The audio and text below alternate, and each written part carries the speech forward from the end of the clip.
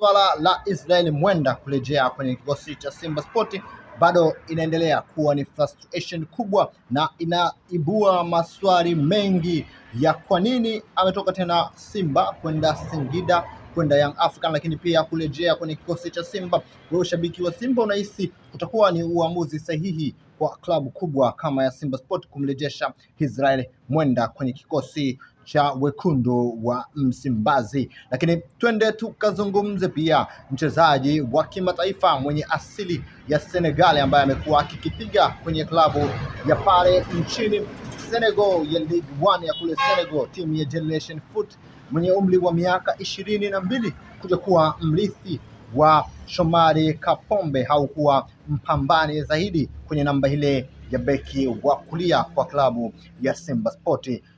Licha ya majina mengi kuhusishwa, lakini jina hili limekuwa kipaumbele na ndio maana klabu ya Simba Sport wamekamilisha usajili wake haraka pasipo kupepesa macho. Sasa twende tukamwangalie mchezaji huyu hapa ambaye unamuona kwenye picha na tutakwenda kumjadili kwa mapana. Shabiki wa Simba Sport, usisahau kabisa kusubscribe na kuniambia kwenye comment unashabikia Simba kutokea maeneo gani, na kubwa zaidi niambie unaupa asilimia ngapi usajili huu unaoendelea kwenye kikosi cha Simba Sport. Sasa moja kwa moja tukamzungumzia mchezaji wa kimataifa wa Senegal, mchezaji aliyefanya vizuri. Tunamzungumzia Malick Mbaye, raia wa Senegali mwenye umri wa miaka 22. Amecheza michezo zaidi ya 50 kwa msimu uliopita kwenye kikosi cha kwanza cha timu ya Generation Foot, akiwa na statistics nzuri hasa kwenye upande wa kukaba, lakini pia kwenye upande